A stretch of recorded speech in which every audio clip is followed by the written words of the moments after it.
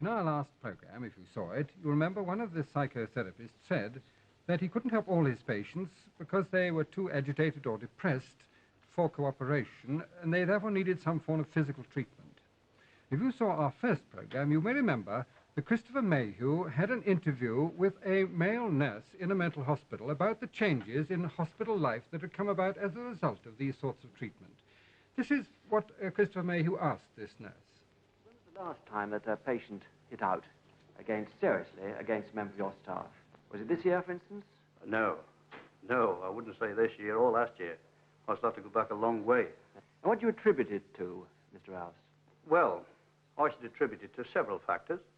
Of course, drugs and various treatments like ECT, insulin, and of course the open doors have taken away the air of the prison, and they have given a good relationship between the staff and the patient. Thanks very much. Well, now that's an important claim, isn't it? And to tell us about these important new developments in physical treatment, we have here in the studio someone who's played as big a part as anyone in developing these methods in this country recently, and he's also written a standard textbook on the subject.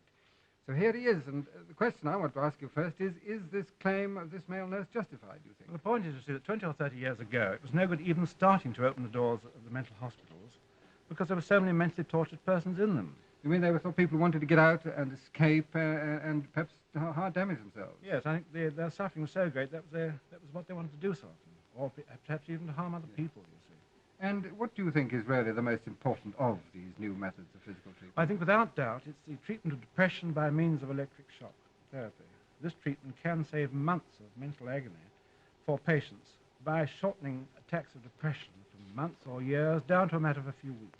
And you see, these treatments do help people who previously were not helped at all by psychotherapeutic methods alone. And how is it actually done? Well, we've got somebody here to show you. Good. Well,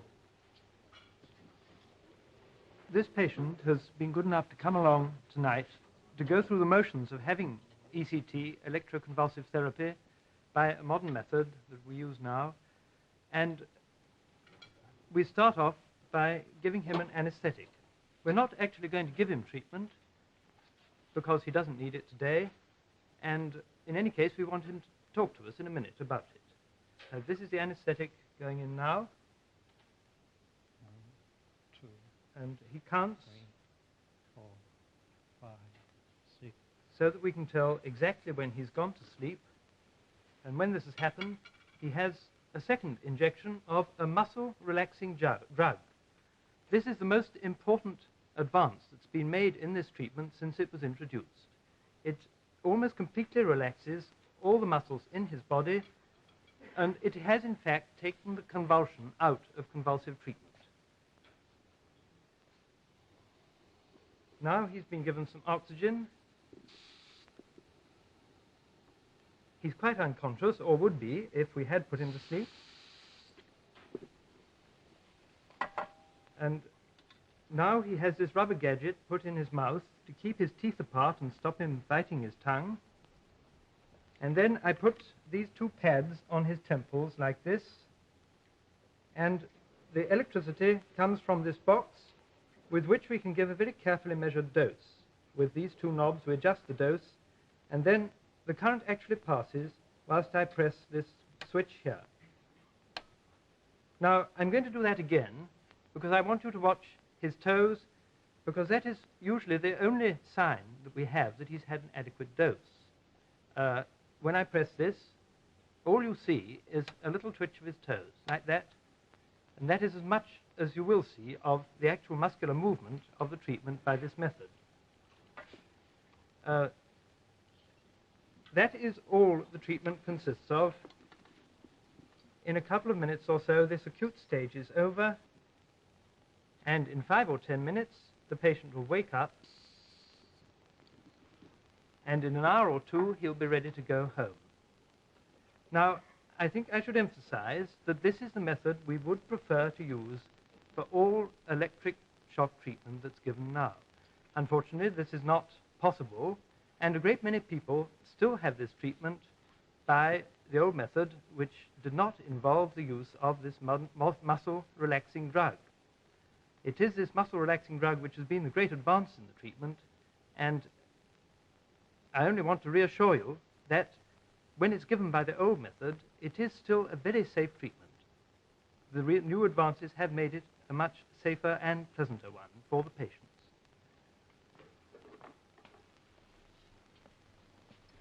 Well, now, how many treatments have you had? 6 so far. And they haven't worried you at all? No, not at all. Been all right? Yes, perfectly all right. Well, in spite of that statement, we have, you know, had a lot of letters from patients who've complained that they're worried and anxious about ECT. How do you explain that? Well, you see, it does make some patients much more anxious, it's quite true. But not generally the patients who are most helped by treatment. For instance, this patient who was depressed, depressions are greatly helped. And they will often come up to a general hospital and have this treatment as an outpatient, simply because their illness is far more unpleasant than the treatment. Yes.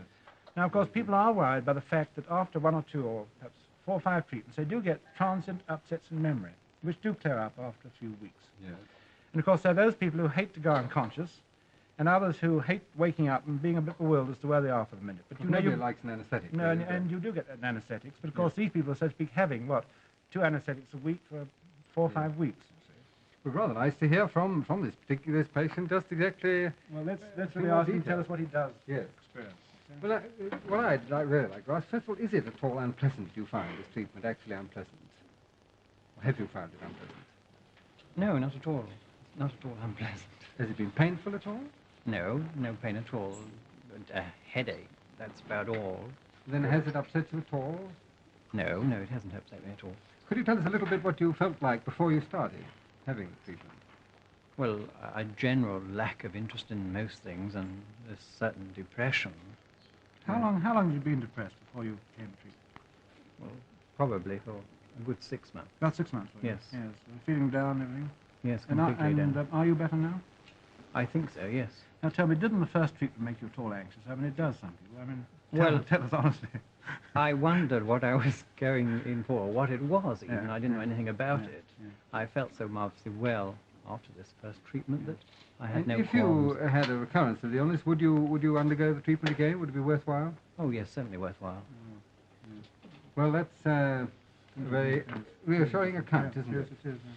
Now, in the first program in the series, we saw in the outpatient department a treatment by means of insulin, which is called a modified treatment of insulin, I think to increase the patient's appetite, wasn't it? Now, that's one sort. What about the deep insulin treatment I've heard about? Well, that's a treatment called insulin coma treatment, really. And it was discovered before the war in Vienna, and now practically every mental hospital in this country is using it. It's being used for various mental disorders, among which are schizophrenia. And you know, schizophrenia is one of the most serious of the mental disorders, and it does affect an enormous number of young people, more than any other mental illness. So it is important to find an effective treatment for it, amongst other things. How is it actually done? Well, we've got a small film here, done at Netherland Hospital, whose superintendent did so much to help the introduction of this treatment into England.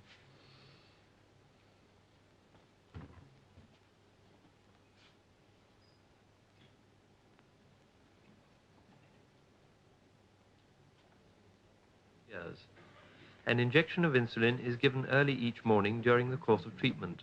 The dose is large and will soon make the patients drowsy. A couple of hours or so later, they will go off to sleep. This is light at first. Later, after 3 or 4 hours, the stage of coma is reached, and then the patients can no longer be roused, even by pressing hard above the eye. Coma is ended by bringing the patient round with glucose, which is being prepared here. All the stages of each patient's treatment must occur at exactly the right moment, so all the times are recorded on the blackboard. The glucose can be given through a stomach tube, like this. More often, it is injected into a vein in the patient's arm. The glucose goes straight from the syringe into the patient's blood and is carried rapidly to the brain, where it ends the coma quickly and surely, a reminder of how the brain is affected by chemicals in the blood. The injection goes on until the patient has woken up. The time of awakening, TA, is marked on the board. Patients may be confused and distressed for a while after this, even though safely awake. Then comfort and reassurance from the nurses helps enormously in speeding recovery. Finally, when they are completely round, they get up to a large breakfast. Then they're able to rejoin the daily life of the hospital. Now, that's a fairly elaborate sort of treatment. It isn't is, and sometimes you need about 30 treatments, 30 comas, and you may have to combine it with a certain amount of electric shock treatment when there's a strong depressive element. But you see, any treatment that shortens an attack of acute mental illness by as much as a week or 2 or 3 months is well worth it from the patient's point of view. Now, what about these tranquilizing drugs I've heard about? Aren't they also useful in these cases? May they not perhaps replace insulin treatment one Yes, day? they certainly, I think in some cases they're doing it now. I think it's very promising, and it's one of the great advances, I think, but we're going to need insulin, I think, for quite a long time to come in certain other patients. Well, now, another method of treatment about which I think there's a lot of concern is this question of operations on the brain, leucotomy. I think we ought to hear something about that. It's quite true, and for the reason there is so much concern, we've got along, I think, an extremely efficient expert at it. He's written a very well-known book on this treatment. He's followed up 300 patients. He saw them before the operation, and then he's been to their homes, and he's even stayed with them for several days to find out just what the effects are, in view of the wide discussions taking place about it at the present time. Many of you may remember hearing in previous programs of the complexity of the brain, and may remember it being said that it is composed of millions of cells, and not only cells, but also nerve fibers connecting the cells with each other and with other structures. Now, with his permission, perhaps we might pick the doctor's brains and actually see them at work.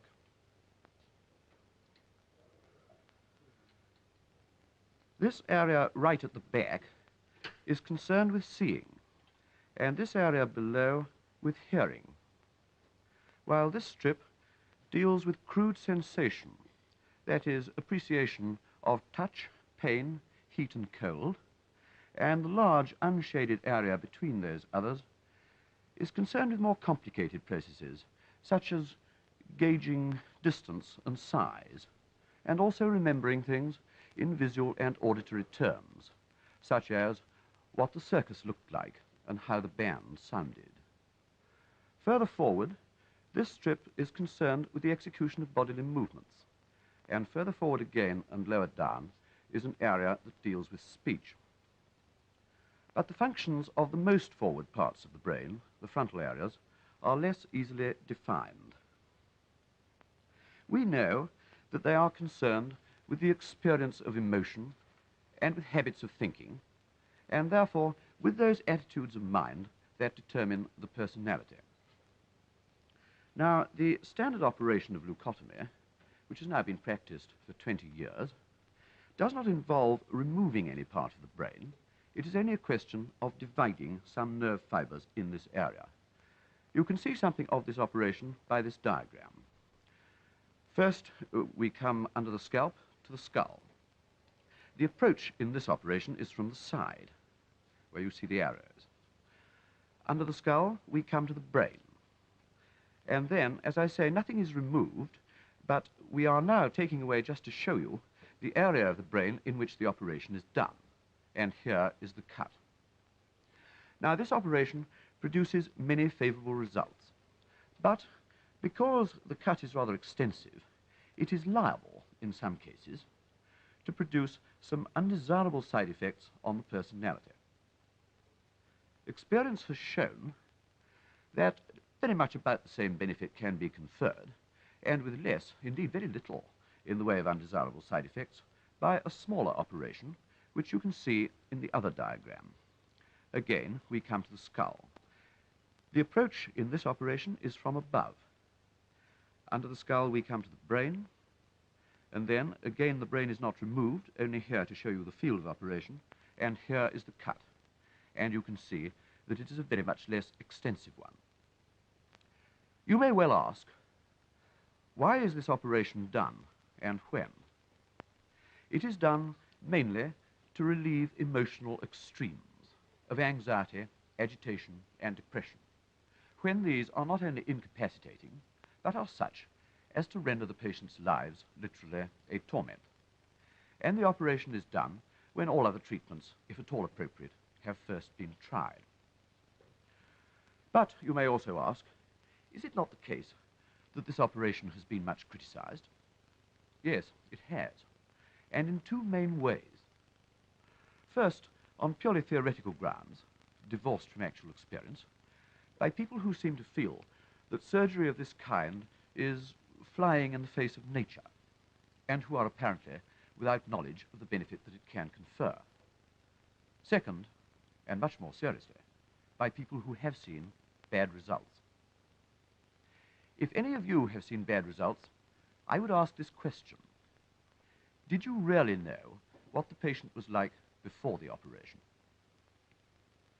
Now, patients can be made worse, and I have known it, but in my experience, it is rare. And it is really a question of good selection of cases. What far more often happens, indeed so often, is that the operation succeeds in bringing back to freedom a patient who would previously have been irretrievably confined to hospital, with the effect that any personal deficits there may be, previously concealed behind the hospital walls, are now more open to view. Even so, in my opinion, these deficits are far more often due to the illness rather than to the operation itself. There are in this country some thousands of people living at large in the community successfully, and very many of them working. And it is likely that many of you will number among your friends or acquaintances, even perhaps among your employees, people who have been successfully treated by this means, and without your being in the least aware of it.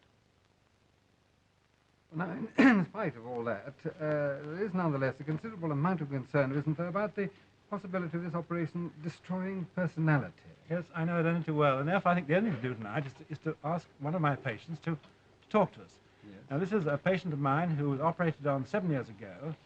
He was desperately depressed and agitated, worried about his heart, and what made me really decide to operate after 4 years of illness was this, that his mother had already been ill for 30 years or over, and she actually spent 40 years in her room because of this same condition. And this will show the difference between the old days of treatment of psychiatry and the modern days. Well, here's the patient. Good evening. Well, here's the patient. Good evening. Now, can you first of all tell me a little bit about what you felt like before this operation was done? Well, I was very depressed, and I used to think I was going to die. I mean... Thought you were going to die? Yes. Why? Well, I used to think that I got heart trouble. And Thought you got heart trouble? I was very depressed and frightened to move. Did you go out of the house at all? I did used to go out, sir, but out in the bath chair, and I was frightened to walk. And there was nothing wrong with his heart? Nothing wrong with his heart, no, it was just pure panic about his heart. And what Absolutely, about... yes. He was really... Yes, sir, he was really frightened of himself. And what about now? Oh, I'm all right now, sir. I'm A1. You working? Yes, sir. Have you been working since the operation? Oh, yes, sir. What do you do? Regular work, bricklaying, sir. Bricklaying? Yes, sir. Really? Can you do really hard work now? You remember how you used to pant about the place? Oh, yes, sir. I do hard work now. In fact, I've done a bit of navying, trench digging, and everything in general. But how is your heart? Oh, I don't get no trouble with it, sir. No, but do you think you're going to die now? No. But now, the critical thing is, what do you think about your husband? Is he changed at all as a result of the operation? Not a scratch, sir. Since before the illness, he's just as good now as he was then? He's just as good, yes, sir. He's not a different person anyway? Not a bit. You're sure of that? Now listen, do you remember that I did warn you about the possibility of these after effects? Yes, and do tell these people, are there any bad effects? None whatever. Well, now, would he have come and appeared before this audience tonight? Well, I don't think he would. In other words, I think he is a little more free and easy, isn't he? Yes, sir.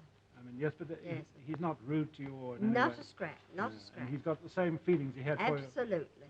Absolutely. Well, now, that is a remarkably good result, isn't it? Wouldn't you say that was Well, exceptional? I don't think it's particularly remarkable. You see, I think one can get these sort of results if one can only choose the right sort of patient for the operation. I mean, sometimes we do have to operate on unsuitable patients. And I think the key to this is this patient had a very good previous personality. He'd had a good work record all the time until he got ill. And even when he was ill for 4 years, yet his general personality was very well preserved at the end. I mean, he had these terrible fears, but he was still preserved. And what's more, he did have one of these new modified operations which the previous speaker was talking about. Now, we have had an awful lot of letters. I've got one here from people who've had leucotomy who are extremely grateful for it. Funnily enough, they're much more grateful than those who had ECT. I know, it's a very funny thing, this, but I think the reason is this, one probably gets so much gratitude from these people, and I know this is quite true, because they've been ill so long. You see, we don't rush this operation straight away, and if they've been ill, say, for 3 or 4, 5, 6, 7 years, they are more grateful when they're better. The other point is this: the ones that do best with the operation are those who show the greatest amount of anxiety, agitation, and what we call tortured self-concern about their illness. Yes. That patient was terribly concerned about himself. And of course, again, when they're better, they're extremely pleased. I suppose some of the less good results are, in fact, better than the miserable state that they were in before they ever had the operation. Well, it's a matter. I mean, sometimes you can't get a very good result, but it's better than nothing, so to speak. And of course, other people stay in mental hospitals, but at least they're relieved of this terrible suffering which they had before. Well, now, one other form of treatment we did see a little bit of in the first program, and that was somebody having ether dripped over their face with a mask. Yes, you mean this drug abreaction treatment? Drug abreaction, yes. Well, now, we have got somebody again here, a colleague of mine, who's done a lot of work on this during the war, and I think he'll be very interested in talking about it. He's going to show us a film. Good. Well, over to you. Most people agree that getting rid of steam or the blowing off of emotion is a beneficial thing. Various drugs have been introduced in recent years in order to help this along. And they include injections of pentothal or sodium amytal or inhalations of ether. Drug abreaction is a method of treatment which has been introduced for patients who have developed neurosis following shattering or terrifying experiences. Yes. The type of person who may show this form of neurosis is one who tends to black out or lose his memory in the midst of acute stress or strain, or the type of person who totally inhibits his emotions, although his memory for the incident remains intact. Could you give us an example? Well, we have an example in a film that we're showing this evening. This is a film of a regular soldier and a sergeant instructor in tanks who went through the Western Desert battles quite successfully until the Battle of Alamein. There, his tank was hit, and from that time, he became ill, he was unable to carry on, was depressed, and went on in this state up to 1950, when he was first admitted into hospital and had his first treatment by abreaction. Well, he had a succession of treatments in this way and improved. He was able to go back to work and carry on a reasonably normal life. Unfortunately, he has just relapsed, and I gave him a treatment last week, which we have now filmed. You will notice at the beginning of the film, I'm attempting to arouse the patient's emotions. Well, that's it. He's shouting, I'm blind. He's shouting he's blind. Yes. You can see him now, shouting he's blind. It's black in the tank. Everything's black now. Black. Everything's gone dark. You're in this tank and you're trying to get out now. You're trying to get out of the tank. We'll get out the top. Well, get out of the tank now. I'm on the top. I'm going to jump. What can you see now? There's a snake moving. There's a snake there. There's a snake. What are you going to do? The tank's been blown up. It's blown up and you're Yes. trying to get out. You're completely trapped now. You can't sir. get out. Yes, sir. What are you going to do about I'll it now? get out. I'll go to jump, and there's a snake moving. Well, come on, jump now. And it stops me from jumping. Jump. You're going to jump now. It stops me from jumping. You're going to shout for some help now. The driver shouted for help. He said, I'm blind. I'm blind. You can hear him shouting he's blind. I'm blind. And you're trying to get out this tank now. Yes, and I go to jump, and the snake. Well, come on, jump now. I can't jump. There's a snake there. Well, get some help. I go to jump, and the snake. Well, come on, jump now. I can't jump. There's a snake there. Well, get some help then. I crawled down inside the tank. We then continued for some time in the same vein until the patient began to relive his experiences more vividly. Shortly before the tank incident, which we have just heard about, he got news that a great friend of his, Roger, had been treacherously shot by the enemy. A few months before the tank blew up, you lost your best friend, Roger. Yes, sir. And you felt pretty awful about that. You missed him very much. Was that right? Well, he was in a different battalion from me. He was in the 8th Hussars. And they'd already in battle. And we was going up to reinforce this brigade which he was in. And there was a corporal He said, I've got some bad news for you, Sergeant, he said. He said, your best friend's been murdered. What do you think about that? I changed from a pleasant, easygoing lad to a bitter. You missed Roger very much, didn't you? You even named your child after him. Is that right? Yes, sir. I never knew his Christian name till he got killed. Well, let it go now. Let it all go. Say what you think now. Say what you think loudly if you want to. Let it all go. Blow it out now. His sister wrote to me, and she said, how's my Roger getting on? He'd been dead 3 days then. And I said, I found out his Christian name. And when I was very ill with this mental, I decided that if I ever got well, I'd have a boy. And that little boy come and I got his name Roger. So you've named him Roger, haven't you? Yes.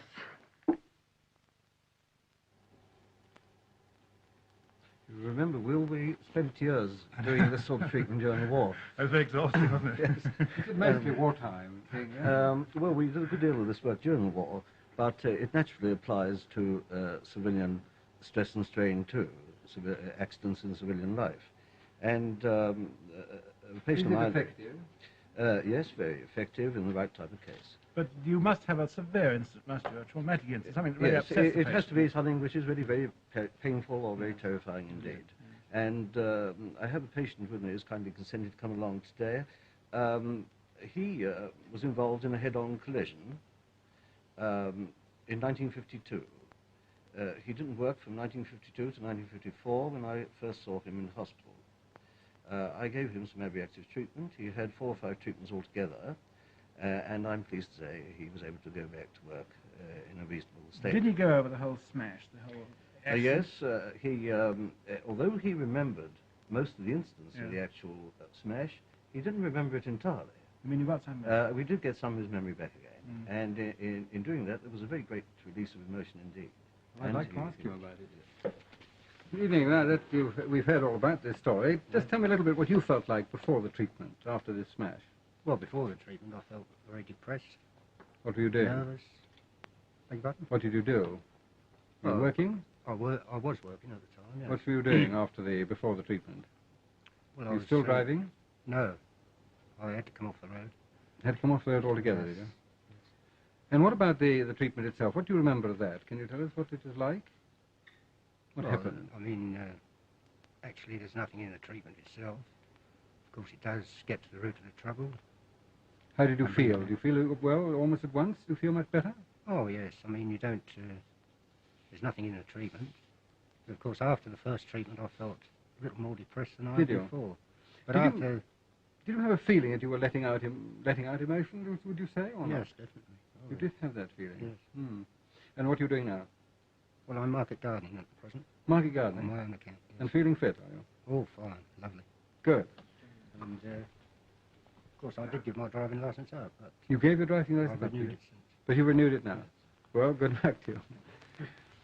Well, there are the various forms of physical treatment we're concerned with this evening. Of course, this sort of treatment is very close to general medicine. A general physician like myself, working in ordinary hospital, not on mental patients, sees a good deal of the value of these drugs. For instance, if we take syphilis of the brain, which used to fill our mental hospitals, now a course of 10 injections of penicillin and it's cured. And then there are people whose thyroid glands here on the neck are not working properly. They may be quite mad or mentally defective. Give them the thyroid extract and they're quite well. And there are vitamins and a number of other things, such as the tranquilizing drugs, which we use in general hospitals. And this is a tremendous development of bringing general medicine and psychiatry close together. Indeed, there are a good many patients and we never refer to the psychiatrists now, aren't there? Would you agree with that? It's quite true, yes. Now, it's important to emphasize, too, that we're only at the start of this particular treatment approach. I can see great future discoveries occurring here which will revolutionize psychiatric treatment as we know it today. For instance, we've only got to get better chemical treatments of schizophrenia, and we could get hundreds and even thousands of patients out of the mental hospitals almost overnight. Isn't that a bit over-optimistic? No, it isn't, because judging by the events of the last 25 years, I think it's probable. When I entered psychiatry in 1934, there were none of the treatments we've seen today, none of the physical treatments, none of the ones you were referring to. And I was thought to be rather sort of optimistic and one-track mind, and I thought this was a possible line of approach. But I think the next 25 years may be equally exciting to us. What about psychotherapy? Well, I think we must mention that. That's most important, because however good physical treatment becomes, and whatever treatment you finally decide to use, you must remember that you're dealing with mentally ill people. And when these people come to you for help, they are often particularly helpless and probably suffering much more than we can ever imagine. Now, therefore, it is important, whatever else we do, that we must give them all the personal help, the sympathy and the support that's in our power until they're on their feet again. And I do hope that providing all these possible approaches are used and combined, that these two treatment programs will have shown how really worthwhile psychiatric treatment is becoming for many patients, how exciting it is for those of us working in it, and what a bright hope I think there is for the future. Well, that's a most encouraging note to end on, isn't it, in the last of these particular programs we've got here. What I think I've learned is the tremendous range of treatment available now, the way in which the psychotherapeutic approach, talking to and encouraging the patient, analyzing the deep underlying difficulties he has, may be combined with these new and rather exciting dramatic physical methods of treatment. Behind it all, what I've learnt is that psychiatrists are doctors. And like the rest of us doctors, what they really want to be is their patient's friend, helper, and advisor. Well, on that note, I think it's good night.